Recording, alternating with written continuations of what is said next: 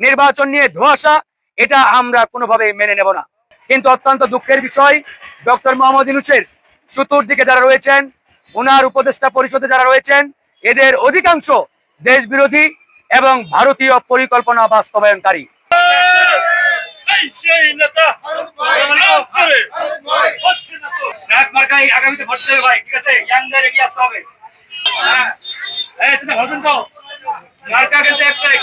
আমার নির্বাচনী এলাকায় ইতিমধ্যে আমি পরিষ্কারভাবে ঘোষণা দিয়েছি, এই ঠাকুরগাঁও 2, হরিপুর, বালিয়াডাঙ্গি, মাঝখানে ধর্মগড়, কাশীপুর, আমার এই নির্বাচনী এলাকায় কোনো মামলাবাজি, ধান্দাবাজি, চাঁদাবাজি চলবে না।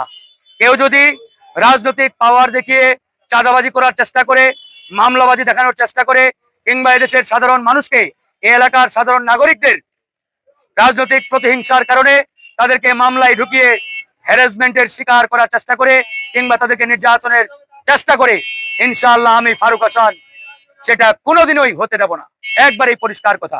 আমার এলাকার নাগরিক যারা, জনগণ যারা, তারা এলাকার সন্তান, এই এলাকার নাগরিক, দল মত নির্বিশেষে বিগত সময়ে তারা যেভাবে শান্তিপূর্ণভাবে এই এলাকায় বসবাস করেছে, আগামীতেও তারা ইনশাআল্লাহ শান্তিপূর্ণভাবে বসবাস করবে। কেউ যাতে রাজনৈতিক কারণে প্রতিহিংসার বশবর্তী হয়ে কারো উপরে কোনো আক্রমণ না চালাই, কারো উপরে নির্যাতন না চালাই, তার জন্য আমি আমার এলাকার জনগণকেও আহ্বান জানিয়েছি। বিশেষ করে পুলিশ এবং প্রশাসনকে আমি পরিষ্কারভাবে বলে দিয়েছি, কেউ যদি কারো নামে মিথ্যা, বানোয়াট, ভিত্তিহীন অভিযোগে মামলা নিয়ে আসে, আর আপনি ওসির চেয়ারে বসে মামলা নিয়ে নেবেন, এরকম ভাওতাবাজি আমার এই নির্বাচনী এলাকায় কোনোভাবেই চলতে দেব না। আপনার কাছে কেউ অভিযোগ করলে সেই অভিযোগ আগে আপনি তদন্ত করবেন। অভিযোগ সঠিক কিনা সেটা আপনি আগে তদন্ত করে দেখবেন। যদি সেই অভিযোগ সঠিক হয়, তারপরে আপনি মামলা নেবেন।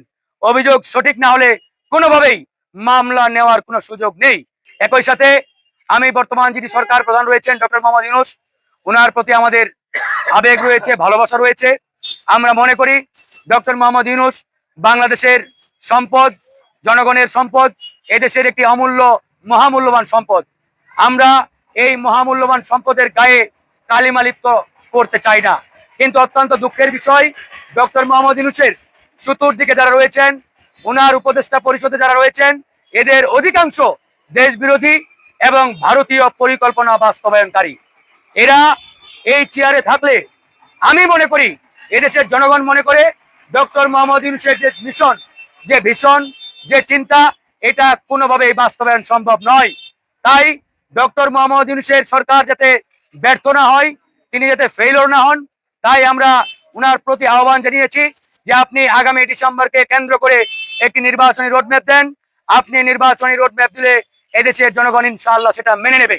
যদি মনে করে থাকেন আরো 1-1.5 মাস সময় নেওয়া প্রয়োজন, তারপরেও আপনি আগামী ফেব্রুয়ারিতেও যদি নির্বাচন করতে চান, আমরা মনে করি আপনি যদি আগামী 15 থেকে 20 দিনের মধ্যে একটা নির্বাচনী রোডম্যাপ ঘোষণা করেন, ফেব্রুয়ারিকে কেন্দ্র করেও, তারপরেও এদেশের জনগণ সেটাকে সাধুবাদ জানাবে ইনশাআল্লাহ।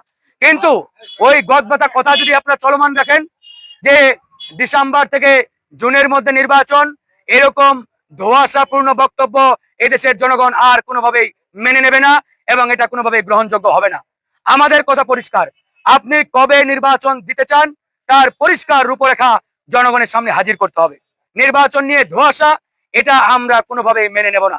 ইতিমধ্যে নানা রকম আমরা দেশ বিরোধী ষড়যন্ত্রমূলক কর্মকাণ্ড আমরা দেখতে পাচ্ছি। ইতিমধ্যে মানবিক করিডোরের নামে আরেকটি দেশকে বাংলাদেশের সার্বভৌমত্ব তুলে দেওয়ার যে একটি পায়তারা, এই পায়তারার বিরুদ্ধে আমরা সোচ্চার হয়েছি। আমরা পরিষ্কারভাবে বলেছি, ডক্টর মোহাম্মদ ইউনূসের কোনো এখতিয়ার নেই আরেকটা দেশকে করিডোর দেওয়ার। করিডোর দেওয়ার সিদ্ধান্ত একমাত্র এদেশের জনগণ নিতে পারে, কোন সরকার নিতে পারে না। আমাদের বন্দর আরেকটি দেশের হাতে তুলে দেওয়ার আরেকটি পায়তারা শুরু হয়েছে। আমরা এটার বিরুদ্ধে দাঁড়িয়েছি। আমাদের সেন্ট মার্টিন, এই সেন্ট মার্টিন আমার সার্বভৌমত্বের অংশ কিনা, এটার উত্তর এই সরকারকে দিতে হবে।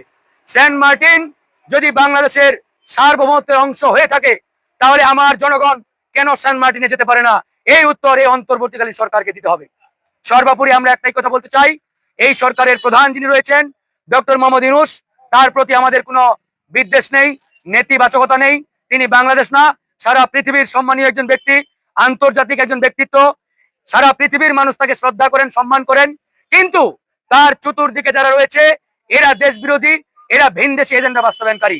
আমাদের আশঙ্কা তার চতুর্দিকে উপদেষ্টা পরিষদের 95% উপদেষ্টা চান কিনা ডক্টর মোহাম্মদ ইউনূস সফল হোক, এটাতে আমরা সন্দিহান। তাই আমরা বলতে চাই, আমরা ইনশাআল্লাহ ইউনূসের সরকারকে সফল করতে চাই। আল্লাহ হাফেজ।